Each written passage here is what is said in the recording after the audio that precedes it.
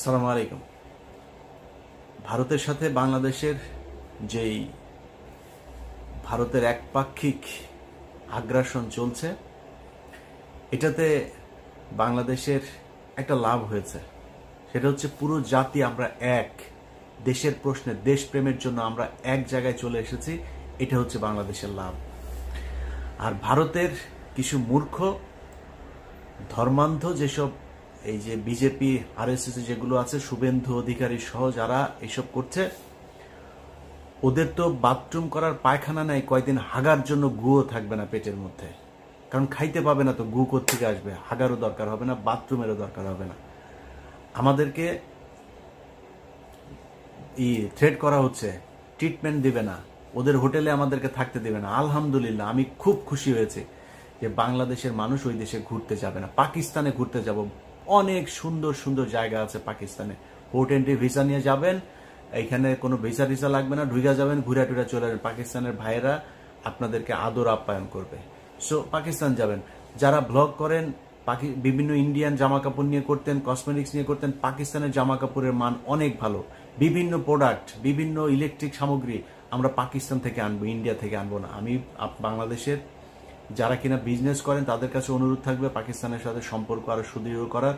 Guarantee দিলাম, এই বাংলাদেশের উপরে যদি কোনো বিদেশি আগ্রাসন, যে কোনো পৃথিবীর যেই দেশেরই আগ্রাসন আসুক, সবার আগে বাংলাদেশের মানুষের সাথে পাকিস্তান দাঁড়াবে।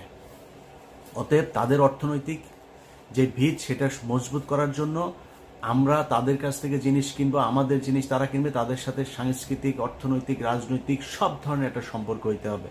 1971 সাল ইজ গন। আমরা 71 সাল নিয়ে তাকাই না।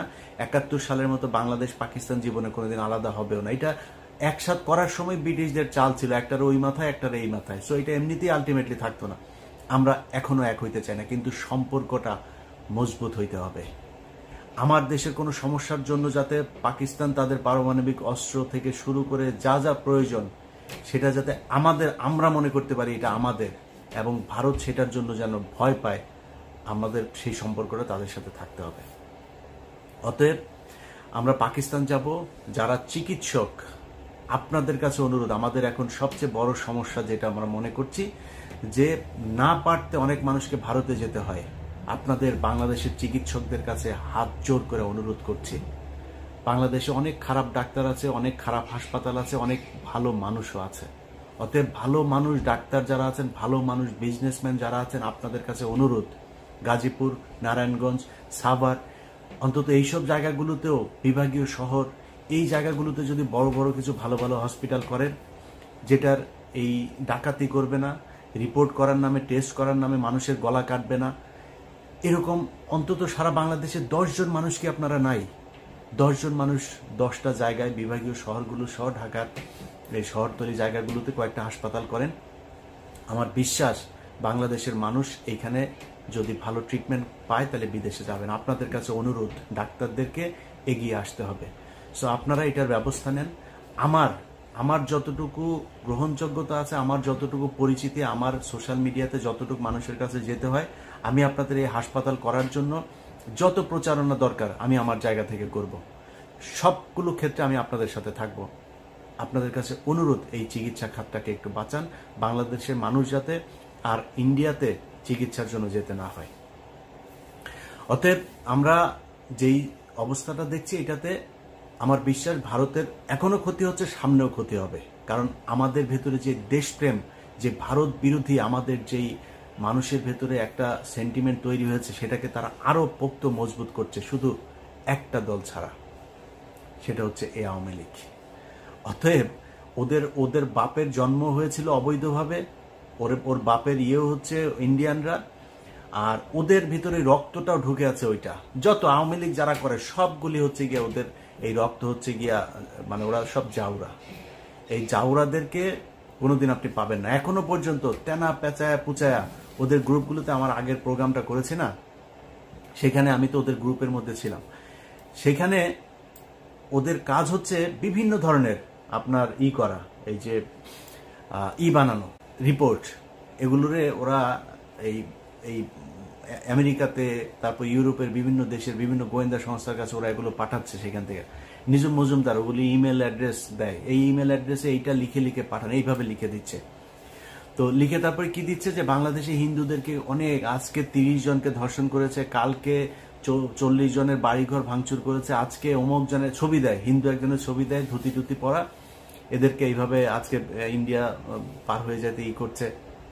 তো অন্যান্য দেশের গোয়েন্দা সংস্থা তারা তো আর কচু খায় না, তাই না? তারা তো জানে, তারা তো তথ্য নিবে, তারা তদন্ত করবে, করে দেখবে না এগুলো কি হচ্ছে, এগুলো করছে। আমি বাংলাদেশের হিন্দুদের কাছে অনুরোধ করব, হিন্দুরা আসলে, আপনাদেরকে কোনো কিছু চাপ দিয়ে বলানো হচ্ছে না, আসলে আপনারা হিন্দুরা কেমন আছেন? আপনাদের উপরে আমাদের মুসলমানদের ধর্মীয় কারণে আসলেই কি আপনাদেরকে টর্চার করা হয়? আমি ইলিয়াস বললাম, যদি করা হয় প্লিজ আমাকে বলবেন, আমি আপনাকে লাইভে নিয়ে আসবো, সারা বাংলাদেশের মুসলমানদের কাছে বিচার চাইবে একজন হিন্দুকে কেন এভাবে টর্চার করা হয়। ইসলাম যদি কেউ প্রতিষ্ঠা করতেও চায়, জোর করে আপনার প্রতিষ্ঠা করা না, ইসলামের সৌন্দর্য দিয়েই আপনাকে আকৃষ্ট করা হবে। সো আপনার যদি মনে হয় যে আপনাকে মুসলমানরা টর্চার করে, আপনি আমাদের বলেন, আমরা আপনার পাশে দাঁড়াবো। আমি কথা দিচ্ছি, অনেক মানুষ হয়তো মনে করেন আমি খুব হিন্দু বিদ্বেষ, আরে ভাই আপনার বিদ্বেষ দিয়ে আমি কি করব? বাংলা পৃথিবীর মধ্যে 180 কোটি 200 কোটি মুসলমান, এত মুসলমান দরকার নাই তো ভাই, বহুত মুসলমান আছে, মুসলমানরাই ইসলাম পালন করেন। আপনি হিন্দু কোন ধর্ম পালন করলেন আমার সমস্যা আছে না, আপনি আপনার ধর্ম করেন ভাই, আমি আমার ধর্ম করব। আমি আমার ধর্মের সৌন্দর্যটা, আপনার সাথে যদি ওইরকম সম্পর্ক হয় আমি বলবো যে ভাই আমার ধর্মটা এই, আপনার ভাল লাগলে আপনি ডিসিশন নিয়ে নেবেন আপনি কোন ধর্ম পালন করবেন। সো আপনাদেরকে জোর করে কেউ ধর্ম পালন করাইতে যাবে না, এবং ধর্মের কারণে বাংলাদেশে কোনোদিন কোনো হিন্দুর উপরেই করে না। যদি সত্যবাদী হয়ে থাকেন তাহলে স্বীকার করবেন এই বাংলাদেশে সবচাইতে বেশি নির্যাতন হিন্দুদের উপর করেছে আওয়ামী লীগ। অতএব সাধারণ হিন্দু আপনারা যারা আছেন, আপনাদেরকে বলবো আপনারা সারা দেশের সবাই মিলে একটা সমাবেশ করেন, ঢাকাতে একটা ডেট দেন, আপনারা ওই সমাবেশে আসেন, আপনাদের সাথে আমাদের লোকজনও থাকবে আপনাদের সাথে সংহতি জানানোর জন্য। সারা পৃথিবীকে আপনারা জানিয়ে দেন যে বাংলাদেশের হিন্দুরা আসলে কেমন আছে। তারা ভারতের বিভিন্ন গণমাধ্যম দিয়ে সবচাইতে স্পর্শকাতর একটা খবর, আমি সেটা করতে পারি নাই, সত্যতা যাচাই করতে পারি নাই, তাদের ওইখানে লেখালেখি হচ্ছে ডেইলি স্টার যেহেতু ইংলিশ পত্রিকা, ওদের ওইখানে কিছু পত্রিকা নাকি তারা ছাপছে, যেটা তাদের ছাপাখানায় এটা করা হচ্ছে, যেটা বাংলাদেশে যেই কপিটা যাচ্ছে ওই কপিটা না, আলাদাভাবে তারা 100 করে কপি ছাপছে, যেই কপিগুলো পৃথিবীর বিভিন্ন জায়গায় দিচ্ছে। ওই কপিগুলোর ভেতরে তারা এই হিন্দুদের উপরে খুব টর্চার হচ্ছে, সব ঠিক থাকছে, এই দিকের পেজ ওই দিকের পেজ সব ঠিক রেখে শুধুমাত্র হিন্দুদের কিছু নিউজ, এই সংখ্যালঘুদের উপর নির্যাতনের কিছু নিউজ সেখানে ঢুকিয়ে দেওয়া হচ্ছে। ওই কপিটা তখন পাঠিয়ে দেওয়া হচ্ছে। এখন একটা ইংলিশ পত্রিকার যখন মূল কপি আপনাকে প্রিন্ট কপি যখন দেওয়া হবে, তখন তো একটা দেশ বিশ্বাস করবে, ও আচ্ছা ডেইলি স্টারের মতো পত্রিকা এটা বলেছে, তাহলে তো বোধহয় এটা সত্যি। এটা করা হচ্ছে, আমি মনে করি গোয়েন্দা সংস্থার এটা যাচাই করে দেখা উচিত। আমি লাস্ট প্রোগ্রামে যেই স্ক্রিনশট, ওইখানে অনেকের ফোন নাম্বার আছে। লেফটেন্যান্ট কর্নেল রেদওয়ানকে শুনলাম গ্রেপ্তার করা হয়েছে, জেড খান পান্না তাকে গ্রেপ্তার করা উচিত। যে ফোন নাম্বারগুলো, বাংলাদেশি ফোন নাম্বারগুলো যেখানে দেওয়া আছে, অনেকের ছবি অনেকের ভিডিও সেখানে প্রচার করা হয়েছে, আপনাদের উচিত তাদেরকে ধরে জিজ্ঞাসাবাদ করা। পরবর্তীতে আমরা 10 তারিখের একটা ষড়যন্ত্রের কথা 8 তারিখে প্রচার করেছিলাম, 30 তারিখেরটা 29 তারিখে প্রচার করেছিলাম।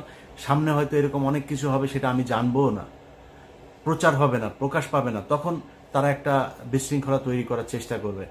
সো আমি মনে করি যে আপনাদের উচিত এই বিষয়গুলো খুব, গোয়েন্দা সংস্থার বিশেষ করে এই ব্যাপারে তৎপর হওয়া উচিত। তারা কি করছে, এই কারা কারা ছিল, এই নাম্বারগুলো কাদের কাদের, তাদেরকে ধরা উচিত। তো যাই হোক, আমরা অনেকের কাছেই শুনি যে বর্তমান সরকারের সময়ও আমরা অনেক সমালোচনা করছি। এই সমালোচনা কেন? আমি আমার কথা বলি আর কি, আমি আসলে কোনো দলের কাছ থেকে সুবিধা পাওয়ার জন্য এই 5 বছর এত ঝুঁকি নিয়ে এত কিছু করি নাই। এখন আমি ধরেন ডক্টর আসিফ নজরুলের বিরুদ্ধে কথা বলেছে, আমি বিএনপির ফখরুলের বিরুদ্ধে কথা বলেছি। এখন আমি যদি বাংলাদেশে যাই, আমার কি করবেন? আমারে মেরে ফেলবেন, আমার জেলখানায় নিয়ে ঢুকাবেন না তো। আওয়ামী লীগের সময় তো এর চেয়ে ভয়ঙ্কর অবস্থা, আমি বাংলাদেশে যাওয়া মানে আমি ডেড, শুধু মারা যাওয়াই অন্য জিনিস, মারা যাওয়ার আগে যে আমার উপরে কত টর্চার চলতো সেটা আপনারা অনুমান করতেই পারেন। ওই সময় ভাই কথা বলেছি, আর এখন আমার কি করবে বাংলাদেশে গেলে, কিসের জন্য কথা করতে হবে, আপনারা ভয় পাইতে হবে।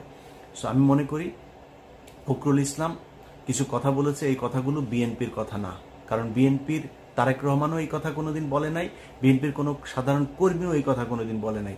সো এই মির্জা ফখরুল ইসলাম আলমগীরের অনেক কথাবার্তা এগুলোকে ঠিক করতে হবে। ইসকনের ব্যাপারে, ইসকন নামটা মুখে আনতে আপনার মির্জা ফখরুলের মনে হয় লজ্জা লাগছিল, তার খালি মায়া লাগে আওয়ামী লীগের জন্য। বিএনপির কর্মীদের উপরেও সে চড়াও হয়, বিএনপির কর্মীরা একটু স্লোগান দিলে সে স্টেজে খেপে যায়, তার সাথে কেউ একজন দেখা করতে গেলে সে খেপে যায়।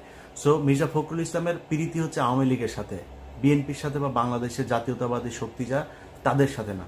অতএব তাদের ব্যাপারে আমাদের সমালোচনা থাকবে। এই সমালোচনা কেন? একদম স্পষ্ট পরিষ্কার। কেউ যদি প্রথম আলোকে বাঁচাইতে আসে, কেউ যদি ইসকনকে বাঁচাইতে আসে, কেউ যদি আওয়ামী লীগকে বাঁচাইতে আসে, সেটা করতে দেওয়া হবে না। অনেকে মনে করতে পারেন যে ভাই বিএনপির সমস্যা না হইলে আমার সমস্যা কি? আমার ব্যক্তিগত সমস্যাও আছে। এই বাংলাদেশে যদি নাকি আওয়ামী লীগ আবার ফিরে আসে, তাহলে মির্জা ফখরুল ইসলামের আগে আমার বাড়িতে ভাঙচুর করতে যায়, আমার পরিবারের মানুষের উপরে নির্যাতন হবে, এটা আমার মাথায় আছে। সো আমার সমস্যাটা মির্জা ফখরুলের চাইতেও বড় সমস্যা। মির্জা ফখরুলের মতো এরকম নাম ধরে ধরে বিএনপির বলতে পারি যারা আওয়ামী লীগের কাছ থেকে এই সরকারের 15 বছর টানা টাকা নিয়েছে। অনেক নেতা আছে যারা মুখ পুষা ফেলে এখন, যে বিদেশে বসা আমরা বলে কি বলে ব্লগার, আমরা হচ্ছে গিয়ে আপনার খায়া দেয় কাজ নাই, আমরা নাকি করি।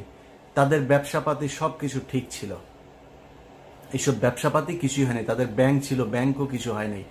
এত পুষা ফেলেন না ভাই, আপনাদের বিরুদ্ধে আমরা কথা বলি নাই, বলতেও চাই নাই। আপনারা বিএনপি করতেন, এইটুকুই যথেষ্ট। বাংলাদেশের যে অবস্থা ছিল, আপনাদের ডেডিকেশন আছে। মির্জা ফখরুলও মনে করেন যে বিএনপি যে অন্তত করতো এইটাও সমস্যা, এইটুকুর প্রতি রেসপেক্ট তাদেরকে দেখাই, যে কারণে অনেক কিছু বলি না। বিএনপি নিয়ে যদি অনুসন্ধান শুরু করি না, তাহলে মুখ দেখাইতে পারবেন না, অনেক সমস্যায় পড়বেন। অতএব আমাদের ব্যাপারে কথাবার্তা বলতে গেলে না, একটু মুখে লাগাম টেনে তারপর কথা বলতে হবে। এই দেশে আপনাদের পাশে কোনো মিডিয়া ছিল না, আমরা ছিলাম। যাদেরকে এখন ব্লগার বলেন না, এই ব্যক্তিরা ছিল আপনাদের পাশে। খুব হিসাব করে কথা বলতে হবে। আমরা টাকা পয়সা নিলে না, বিএনপির কাছ থেকে না, এখানে এতদিনে 3-4টা মিলিয়ন ডলারের বাড়ি থাকতো। আওয়ামী লীগের সময়ে এইসব অফার আমাদের ছিল, আমরা সেগুলোতে যাইনি। অতএব আমাদের এত সহজে কিনা ফেলতেও চায় না, বিক্রি করে দিতেও চায় না। কথা বলতে গেলে খুব হিসাব করে কার বিরুদ্ধে বলছেন ওটা বলতে হবে ওইভাবে। তো যাই হোক, আমরা কোনো সরকারের বিরুদ্ধে না। ইউনূস সরকারের এক সাংবাদিক লিখেছে আমার নাকি বাংলাদেশে যাইতে সমস্যা, এটা বোঝানোর জন্য নাকি করছে। আমি আমার ভিডিওতে বলছি আমার বাংলাদেশে কোনো সমস্যা নাই। ডক্টর ইউনূসের বিরুদ্ধে কিছু বলেছি, নাহিদের বিরুদ্ধে কিছু বলেছি, আসিফের বিরুদ্ধে কিছু বলেছি, অন্য অনেক আছে তাদের বিরুদ্ধে কিছু বলেছি, বলি নাই তো। ইভেন কি হাসান আরিফের পুত্রবধূ, সে আপনার করছে, আপনার তার বিরুদ্ধে করছে, সেটা নিয়েও তো এখনো পর্যন্ত কোনো কথা বলি নাই। তো আমরা এদের বিরুদ্ধে তো না, আমরা হচ্ছে বিশেষ বিশেষ ব্যক্তিদের বিরুদ্ধে, যারা প্রথম আলো, ইসকন, ভারত তাদেরকে বাঁচাইতে চায়, ভারতীয় চরেদেরকে যারা শেল্টার দিতে চায়, আমরা তাদের বিরুদ্ধে যদি মরার মতো পরিস্থিতি তৈরি হয়, আমি ইলিয়াস, আমার যদি কোনোদিন ধরেন কোর্টের মধ্যে দেখেন না, পুলিশ আমার 2 হাত পা ধরে তারপরে পুলিশ আমার কোর্টে উঠাচ্ছে বাংলাদেশে, ওইখানে দাঁড়ায়ও আমার সর্বোচ্চ, আমার মুখ যদি চেপে না ধরে, ওইখানে দাঁড়ায়ও আমি ভারতের বিরুদ্ধে কথা বলে যাব, কোনো কিছু দিয়ে ঠেকাইতে পারবেন না। এইটুক ইমান ভেতরে আছে। অতএব আমাদেরকে এই কোনো দলের হয়ে কাজ করতে হবে, কোনো কারোর চামচামো করতে হবে, এই জন্য বাংলাদেশের 2000 মানুষ জীবন দেয় নাই। যাদের সন্তান মারা গিয়েছে তাদের কাছে যা জিজ্ঞেস করেন কেমন লাগে, তারা এই জন্য মারা যায় নাই। এই দেশটা ঠিক হইতে হবে, ঠিক না হওয়া পর্যন্ত যারা ভারতের পক্ষে, আওয়ামী লীগের পক্ষে, এগুলোর পক্ষে দালালি করে যাবে, তাদের ব্যাপারে আমার এই আন্দোলন চলতে থাকবে। আমরা যেটা করছি আসলে এটা শুধুই সাংবাদিকতা না ভাই, এটা বিপ্লব, এটা বিদ্রোহ। অতএব মাথায় রাখতে হবে যে কোনো পরিস্থিতিতে আমাদের উদ্দেশ্য একটাই থাকতে হবে, সেটা হচ্ছে ভারত কোনোভাবে এই দেশে দাদাগিরি করতে হবে। আপনি চুরি করেন ভাই, বিএনপির লোকজন আপনারা যেখানে যা পারেন, চুরি বাটপারি যা চলতেছে অনেক কিছু, সেটা বলতেছি না, চলতে থাকুক, সমস্যা নাই। টাকাটা বাংলাদেশে থাকতে হবে, কারোর উপর বেশি জুলুম করেন না। আওয়ামী লীগের জিনিসপত্র সব আপনারা টেক ওভার করছেন, আপনার সুইচিং হচ্ছে, কোনো সমস্যা নাই, এটা নিয়ে কিছু বলছে না। কিন্তু ভারতের ব্যাপারে আর আওয়ামী লীগের লোকজনের শেল্টার দেওয়ার ব্যাপারে খুব সাবধান হইতে হবে। কোথাও যদি শুনি কেউ, সেটা জামাতের আমিরও যদি হয় না, আওয়ামী লীগের কারোর করছেন, আমি কিন্তু জামাতের আমিররা ছাড়ব না।